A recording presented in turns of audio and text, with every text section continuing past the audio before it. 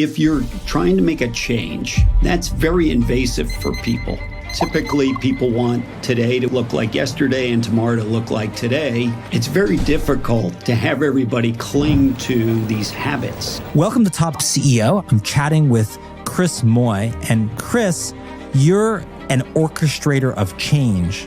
And we are indeed in changing times that require a lot of agility and transformation, wouldn't you say? Imagine you're the CEO of a major company in today's fast-paced, tech-driven world. You're on a mission to future-proof your business, but the journey is like navigating a labyrinth. The pressure is on. Many different departments, many different individuals. How do you get all of those people to march together so you get the benefit of collaboration towards a common goal? Your challenge? Juggling different interests, building trust in your team, and keeping the lines of communication open across the board. In a world dominated by tech, with its network effects, automation, and optimization, it's crucial for survival. Are you ready to steer your company through this sea of change? Or will the wave of progress wash your hard work away? If you continue to keep doing the same things you've always done, the definition of insanity is expecting different results. This is the tale of Chris Moye. Welcome to the Orchestrator.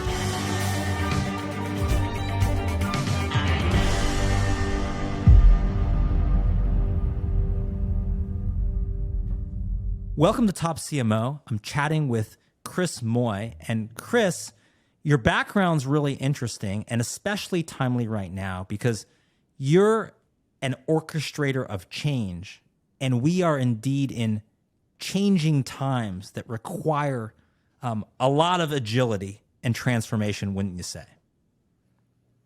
100%. You know, this is one of those moments that almost feels like the financial crisis, right? Where things are changing really rapidly, like we've never seen before.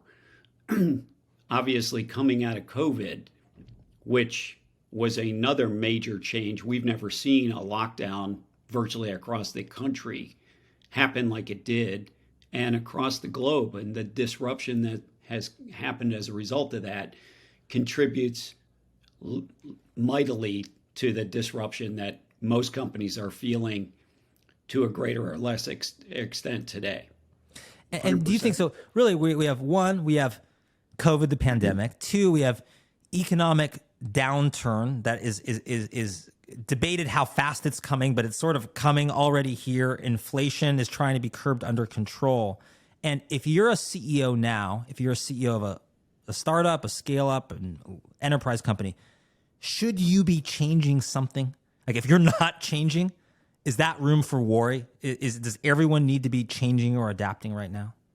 I think the answer is, categorically yes. Almost every business needs to be changing in some way.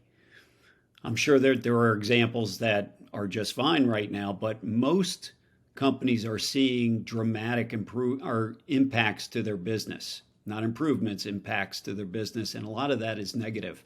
And that is the shortage of labor, the cost of labor, the cost of all these raw materials, from food to fuel. I mean, you name it, it's almost every element of the cost structure that's being impacted now. And sometimes you can get it, but you have to pay a higher price, and sometimes it's not even available, which drives you to make changes and accommodations in other ways. As time goes on, the global supply chains are starting to normalize. But as they normalize, they're not coming back to the same cost structure that they were before. That has a major implication that will ripple through this economy, likely for some period of time. So your vantage point is interesting because your background spans, seems like a number of different phases of your career. One, you have the McKinsey consulting pedigree, and McKinsey, obviously, famous management consulting firm. Usually management consulting is high level. We're going to recommend what to do, but we're probably going to leave it to someone else to do it, but you actually worked in a division that actually was working on doing actual things. So that's one. And then two, because of your background in private equity and either consulting for or coming in to run private equity backed companies, you've needed to, on pretty short runways, change the trajectory of companies. So before we get into like how that works and the how of transformation, how does your background inform this, both on the consulting side, the PE side, and ultimately as either CEO or interim CEO? So thank you for that. That's very kind. Obviously the McKinsey part of my experience base comes relatively late in my career. I did do some consulting earlier in my career, but for the most part, I've been very oriented towards executing plans, because developing strategies, in other words, knowing what to do, is not usually the issue with most companies. Most companies come up with a pretty good strategy of here's what we would like to do in order to better succeed. What I've learned over the course of my career, and what McKinsey specifically hired me to do, is to be the been there, done that guy with the gravitas that can actually be pragmatic enough to get things done in the real world.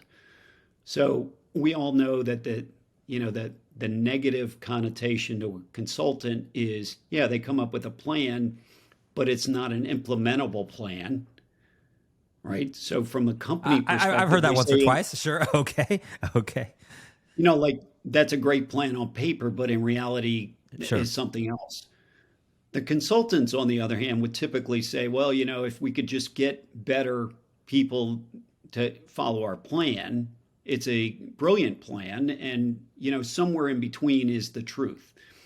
So that is, generally considered the ability to apply EQ into an organization and understand the dynamics and the staging of making change happen, which is and by EQ, and just we should state it for everyone. EQ meaning emotional intelligence is what you mean by that, and being under. Yep. You have to. A company isn't just like a thing. It's an organization, an aggregation of people that all have different skills, abilities, talents, backgrounds, motivations, and somehow you've got to get that, use the term, I think, orchestrating. You've got to get that orchestrating in a way, and that's what brings that strategic plan to life, because you have a brilliant plan, the best plan in the world, but if you can't make all those pieces move in harmony, you're not going to be able to do it. Well, and I think you teed that up very well, Ben, because orchestration really is the right word to use here, because, as you said, most organizations consist of many different departments, many different individuals.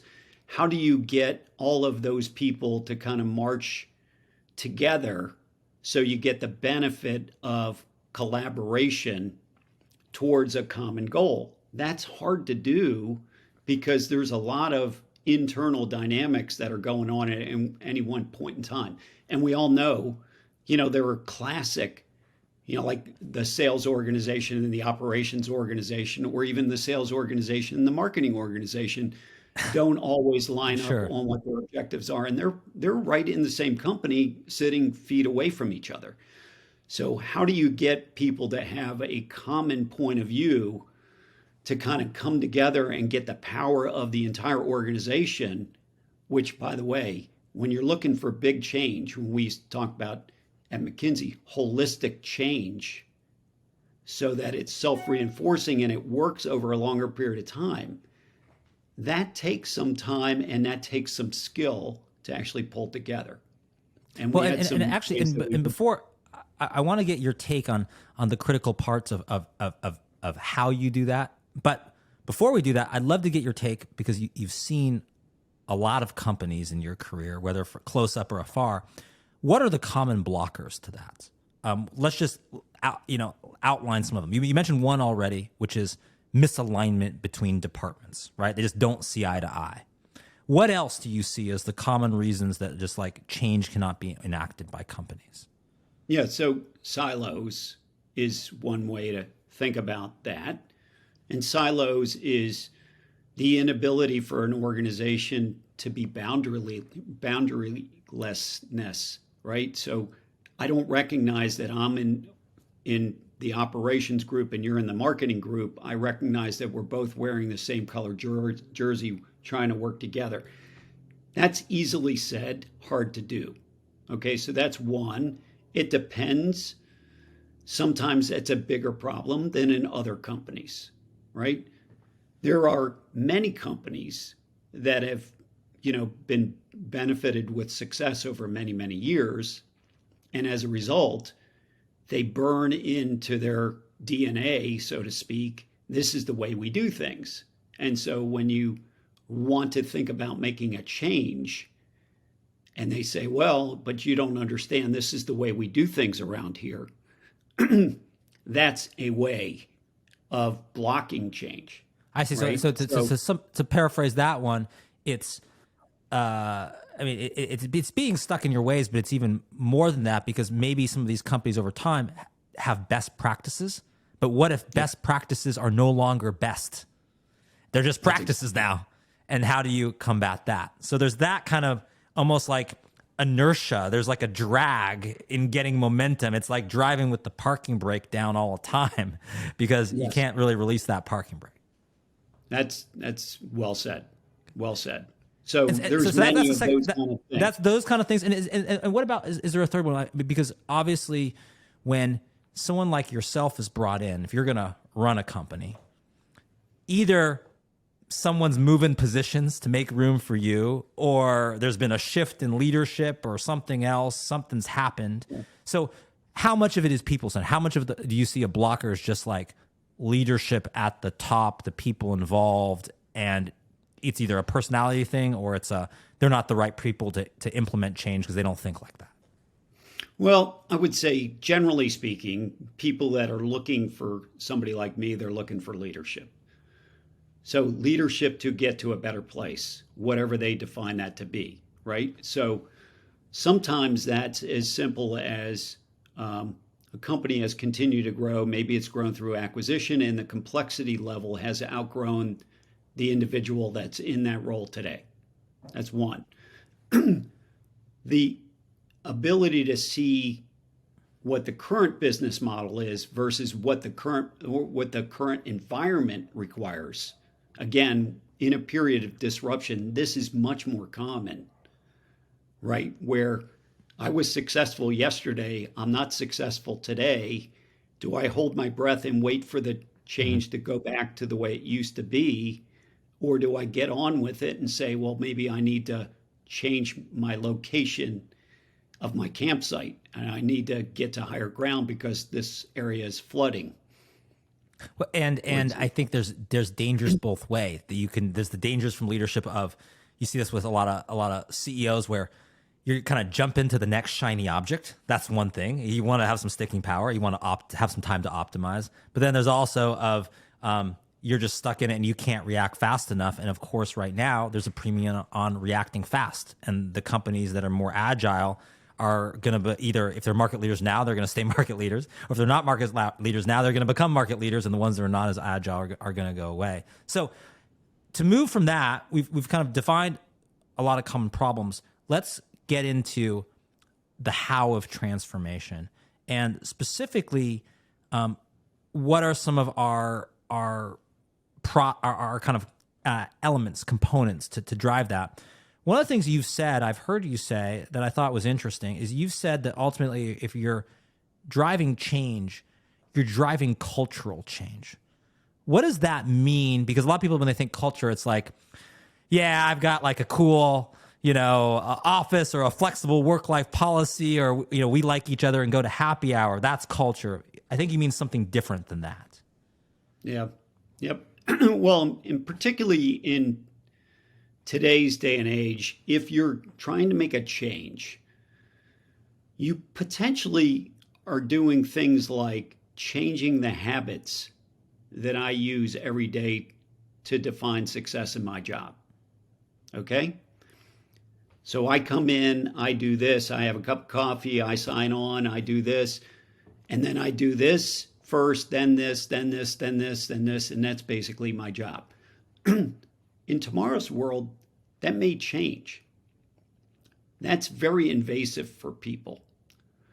So as they cling to the past, typically people want today to look like yesterday and tomorrow to look like today. It's very difficult to have everybody cling to these habits. And these habits are based on reward systems and values that are held by the organization. And that's basically what makes up culture. So if habits are the cornerstone of culture, it's interesting because someone like, Stephen Covey, famous author of 7 Habits of Highly Effective People, would probably define a habit something like a habit is what allows you to kind of focus on what really you need to focus on, because the habit takes care of everything else. Basically, you can kind of go on autopilot and all the stuff in your day and all everything else because the habit takes care of it. You kind of know what to do intrinsically, so that you can focus your attention on the stuff that is unique and different that the habit can't take care of. So, but if you actually have to change the habit, that's hard because the habit is like your autopilot. And now you're saying the autopilot is off. Cruise control is off. Everything that you've done is different. Now you actually have to steer in a different way. And that's stressful. It's overwhelming. It's hard to focus. And a lot of us, to be effective, we're trying to find the signal from the noise. And the problem is, in time of change, there's a heck of a lot of noise. So how do you find the signal and how do you redo a habit when it's hard enough for all of us to lose weight, drink less, exercise more? Those are hard to change also. Yep. So, and as you may be well aware, if you try to make too much change too quickly, you generally will fail. You need to build in new routines to replace old routines. That's pretty much the proven way to make change stick in organizations. In a framework perspective, one of the things that I would talk about is the mindsets and processes and behaviors that drive and define the way that culture actually works. So the mindsets, for example, is the customer the most important, or is low cost the most important? And that's a value system that kind of permeates through the organization, right? So that's an example of a mindset. And generally speaking, every company has a mission statement.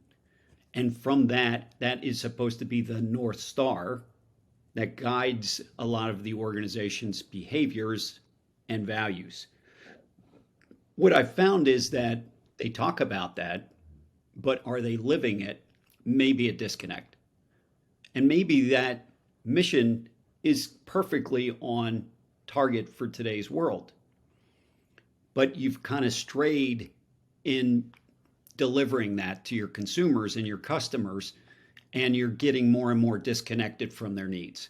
So there sometimes is a disconnect in executing against mindset. Sometimes the mindset is just off kilter. So you have to kind of determine which one is which. Okay, so if you're talking about mindset and a mission statement as a sort of tool in developing that common mindset, does it matter what the mindset is, or does it just have to be aligned?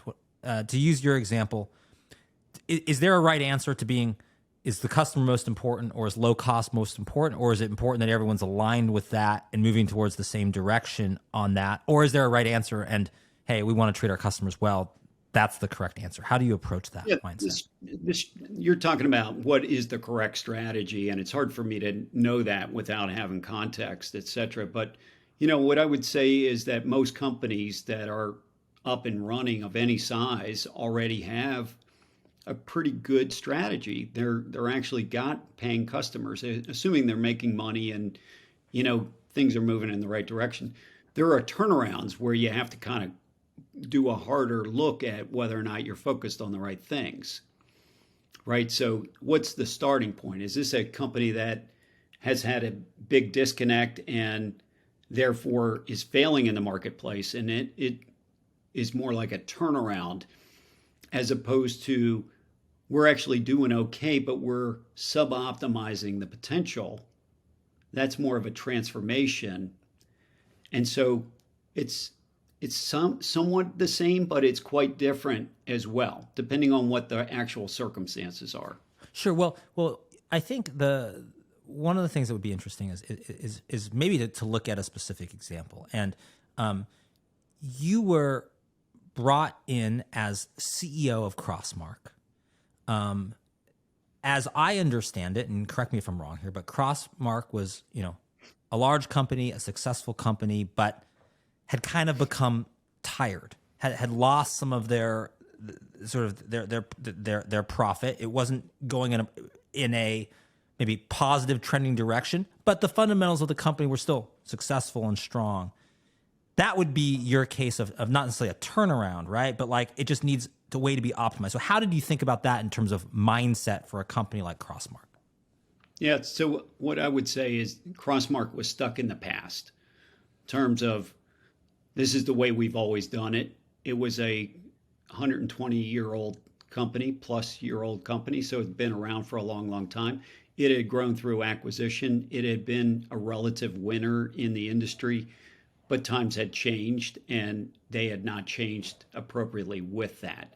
And there was a lot of reasons why that's the case, but over time, punting from one year to the next of, less than robust performance eventually gets you in a ditch. And you end up, in a undesirable situation. If you continue to keep doing the same things you've always done, the definition of insanity is, expecting different results.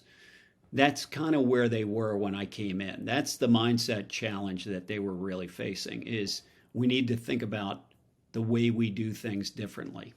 So first of all, I think mindset, in the Crossmark example, where was mindset kind of in the past, and where did it need to go in the future? What was that gap, first of all, and then we can talk about kind of behaviors and other things that go with and routines. Yeah, so the main drivers of that particular business, this sales and marketing agency business, is a combination of scale, technology, and labor arbitrage. That was really the core of what tech-enabled services is really all about, right? So there's a lot of businesses that I would say the core capabilities that you're really selling are your ability to scale and do therefore more efficiently than your alternative. Technology, which is going to be a part of the way scale, leverages it. And then labor arbitrage, I can do it cheaper than you can do it because I can get this particular labor, or I can share this particular capability more efficiently than you can do yourself. So that's the core of tech-enabled services in large part, right? So for a period of time, Crossmark had done very well on all three of those dimensions, but over time, the technology started to get dated. The scale didn't keep up with its competitors, and the labor arbitrage model deteriorated. Over time, that puts you in a less than desirable competitive state. And so as a result, you realize you got to change some things. When I came in, the first thing I do is basically look at the financials and see, well, what's that look like? And how quickly do we have to make a move? And also assess, how do people think about it themselves and what the issues are. And what I would find is somewhat like a bell-shaped curve in terms of the perceptions. 10% of the people, maybe even 20% of the people would say, you know what, we really need to do something. We need to do it yesterday. We need to get on. I cannot wait to make that happen. There's probably an equal number of people on the other side that would never move anything, change anything, no matter what. I used to say you can't move them with a crowbar. No matter what, you can't move them. But if you say that, there's 15% and there's 15%, that's only 30% of all the people. There's 70% in the middle who are waiting to see. they're waiting to see, like I've heard about change programs before. Are we really going to follow through? Are we really going to make that investment? Are we really going to do everything that's necessary to be successful when we make that change? That understanding of how to orchestrate that over time and bring together all the elements necessary is really what I do. And so it applies to companies that are in turnaround situations, but it's also in companies that are trying to leverage new technologies or integrate existing non-integrated acquisitions, for example, and make them synergistic, et cetera. And I don't know if you give each of those groups a name.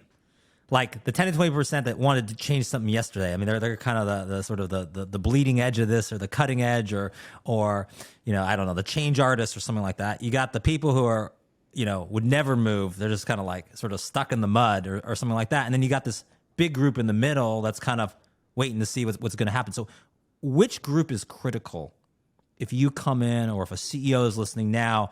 Do you have to win over? Are you leading with the people that are the gung-ho people? Do you have to win over the middle, or do you got to get those in the mud out of the mud? What do you have to do?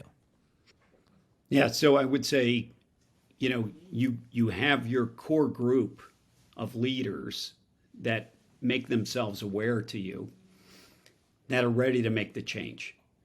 You need to get a critical mass of people behind them to help move the organization forward. And so, by the way, this is early adopters that then convince their friends to come along, and eventually it gets to a tipping point. Does that sound familiar to you as a marketer? Sure. That is essentially what you're trying to do with the people here. You're trying to market the change within the company, and you need that same process to happen. Yes. And so, at McKinsey, you talked about the how of transformation. That was the big differentiator of the group that I joined, that I was recruited into, right? The idea of it isn't what needs to be done that's hard. It's how to get it done that's hard. And how to get it done consists of those things we talked about before with the behaviors and the processes and the mindsets, but also a way of structuring change management. And that's the way that you communicate to people and you reinforce small wins that eventually build into larger wins. And you do that in a structured way over time. And why do you want the small wins to build into larger wins? Let me play devil's advocate for a second. Why not just have big wins? We like to win. Why not? And I'm teeing you up here a little bit, Chris, so you can knock this one down. But why not just be a super charismatic leader, come in with a vision, and speak really well about it, have it be well thought out, and change things overnight? Why not just be like, Monday we were this, Tuesday we're that. I give a great speech. And bam, we're doing it, and we're off. Why not do that? Well, some people may be able to do that, but my ego is not big enough to be able to do that.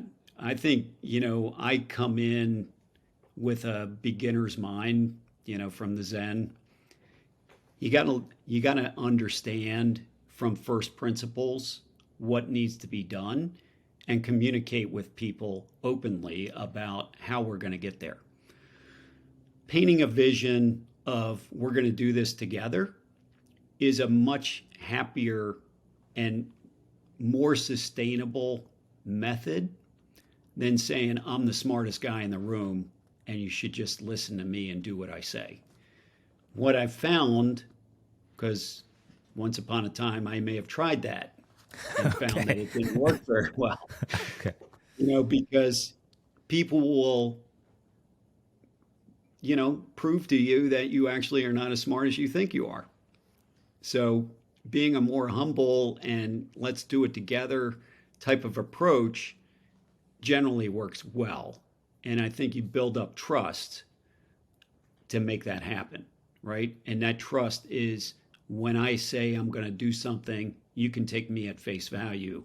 You don't have to think, well, what's his secondary motive, and is he really going to do what he said, etc. Mm-hmm. Well, and so how do you, let's say we go through that process, we need the leaders to make change, and they're on board. And then we have a critical mass of the early adopters who are kind of getting on board. We're looking for small, more humble wins together than the ego-driven, maybe bigger wins.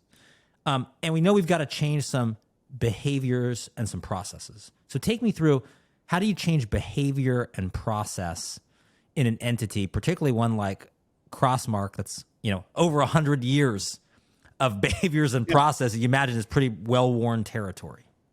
So let me just clarify something to make sure that the listeners are on board with this, because there is aspirational change.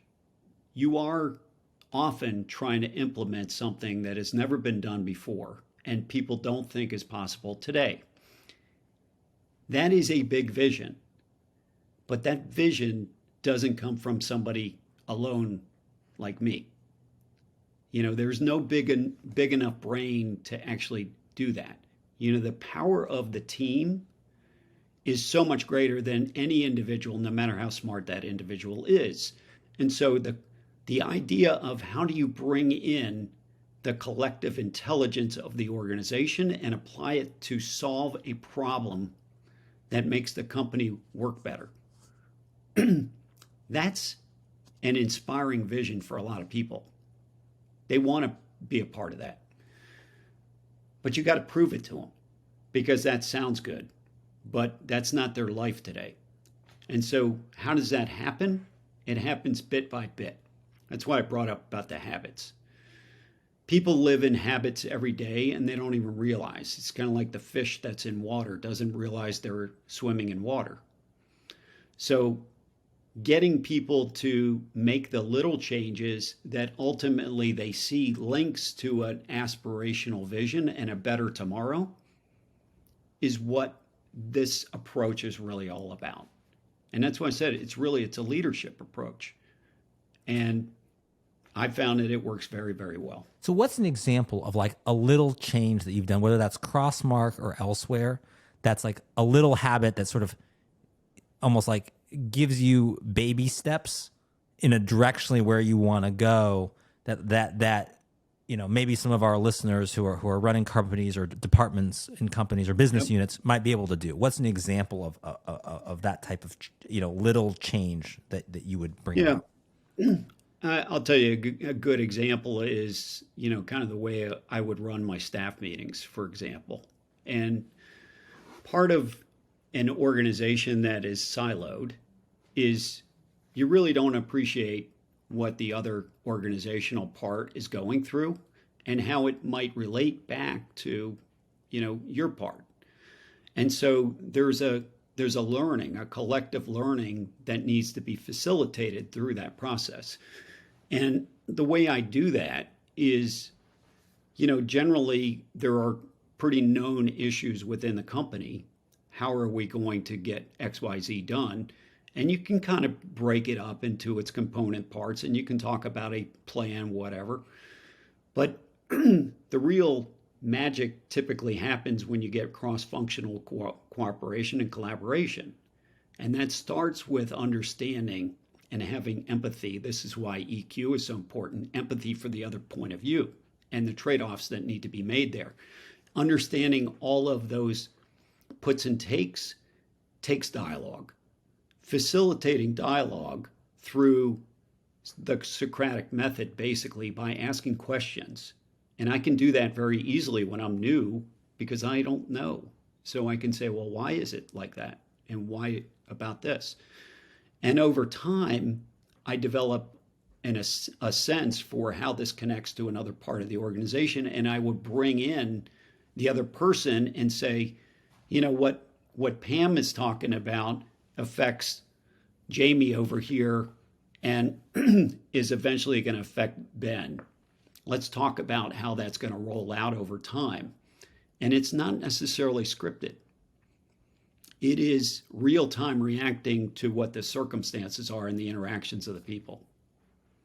And so you might, I guess, do two things you said there. One is try to have a period of asking more questions in meetings. That's kind of facilitating this, and I guess having a period of listening.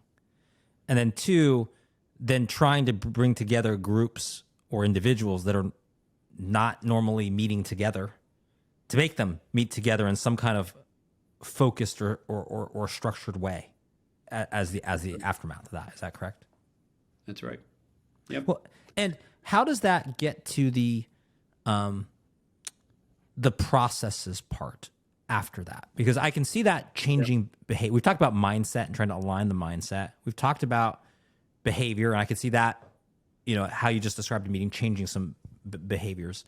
But then we need, like, for any business, repeatable, scalable process, right? That ultimately drives some kind of economic impact.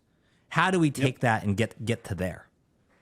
Yep. So let me just recast a little bit what we covered on the other ones.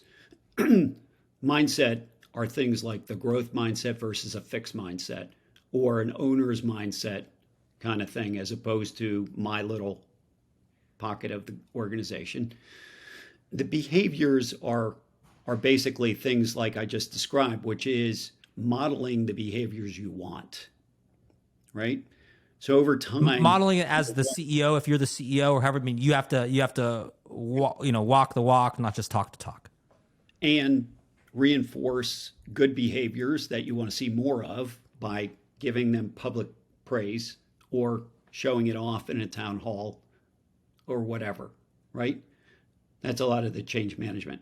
The process piece, there's two elements of that. One is the overall map of where we're going. We're going to set out on our trip to Seattle. That means we're generally setting north-northwest as the compass direction.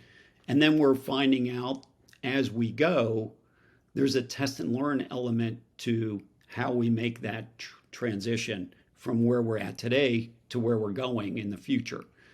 And that consists of two parts. One, structuring the overall journey, and how do you do that? And you break it up into its component parts, and you address how do you eat the elephant, basically. You've heard that one before.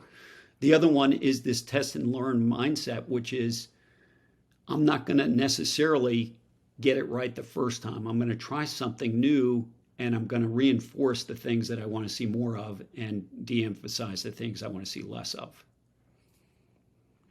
And how do you, let's say you do all of those things. We get our mindset kind of aligned. We work on changing some key behaviors. That those behaviors become routines. And we're sort of making some progress, but just like, I don't know, I'm reminded of the movie The Godfather, the famous line, which is like, just when I thought I was out, they pull me back in.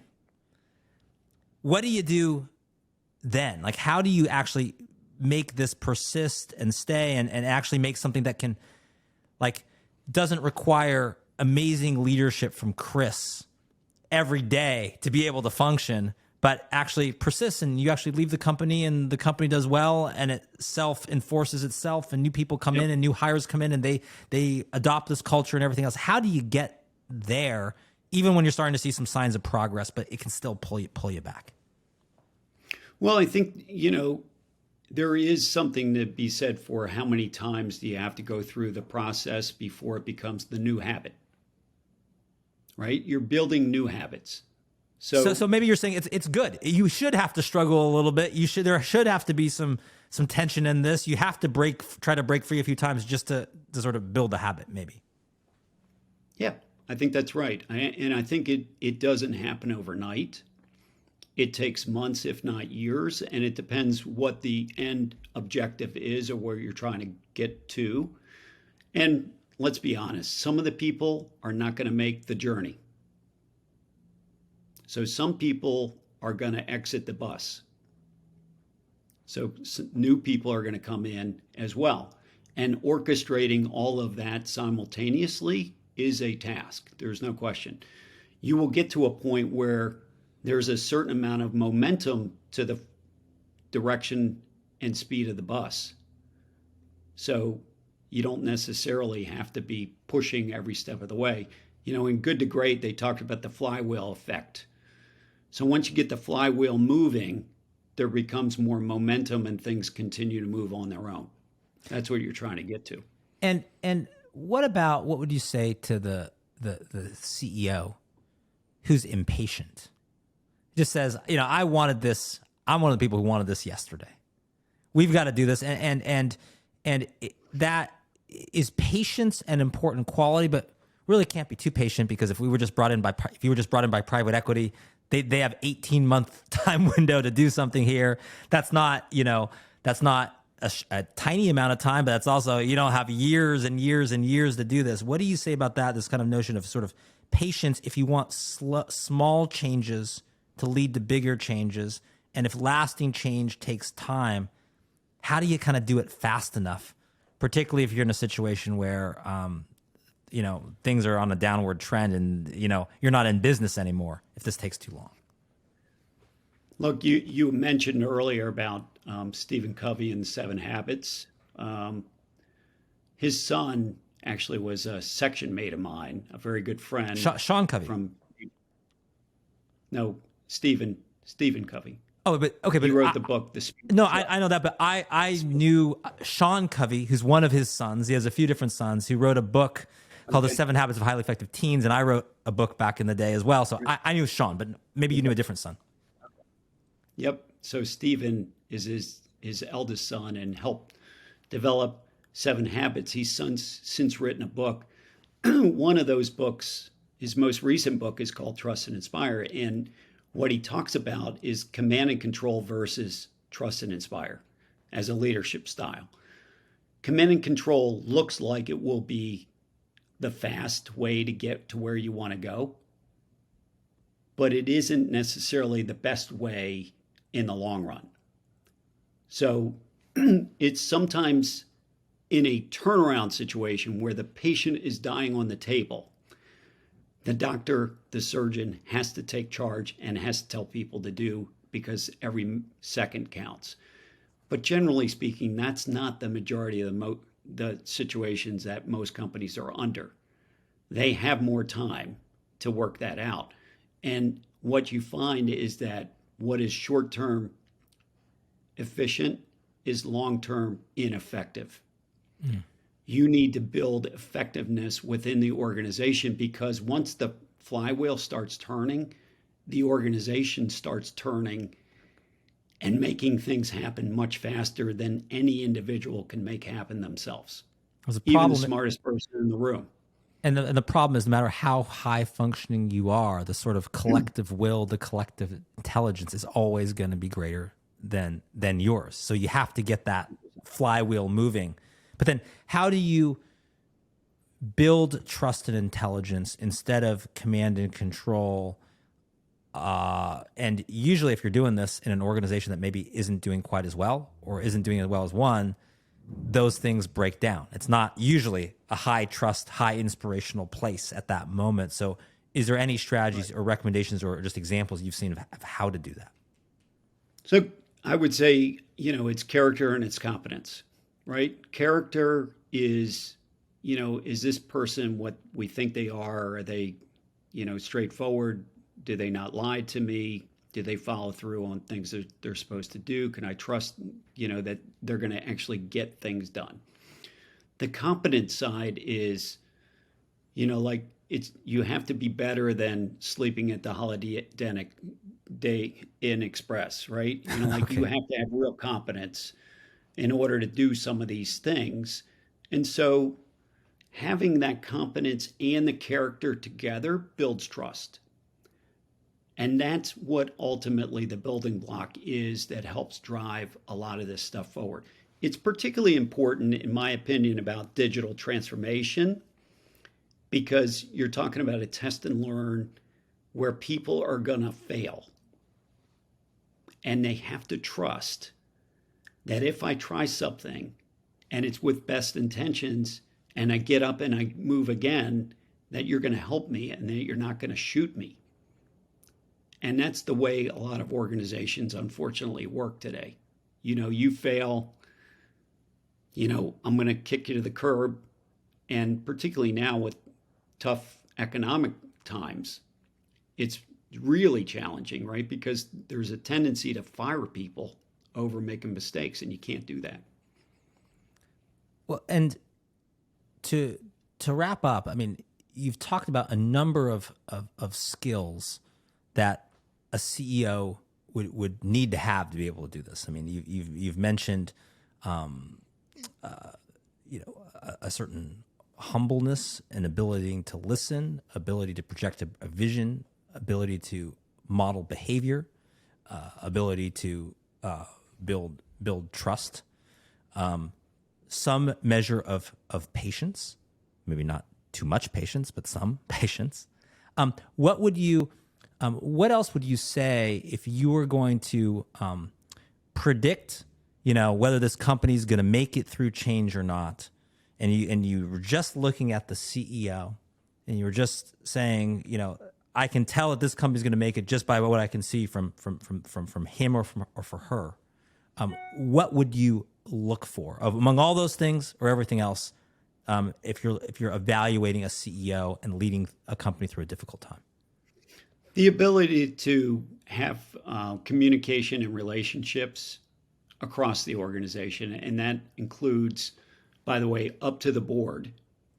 So a lot of these companies are private equity owned, and so you need to have positive relationships with the private equity owners as well, people on the board, the executive management team, the ELT sometimes they call, the senior team, the middle layer throughout their organization. Is there a dialogue that happens there? Is there an intent to get things better? Do we work collaboratively? Do we have open dialogue? I'd say that's probably one of the most important things, not unlike having a good marriage. Okay, so if you see evidence then in the CEO or in a husband and wife that there's communication there, there's relationships built, there's some trust there, that a lot of other problems are solvable if that base is there. But if that isn't there, then whatever the problem is going to be, it's going to be harder to solve. Yeah, it's not that alone, but that's kind of a minimum starting point, I would say. And if that's table stakes, then what else? Then what else is it for this moment in time? We started our conversation with there's times of change. We can end our conversation in times of change. What else is the CEO who's going to be successful now? What else are they going to be able to do that maybe others might not? I think increasingly technology and having an appreciation for,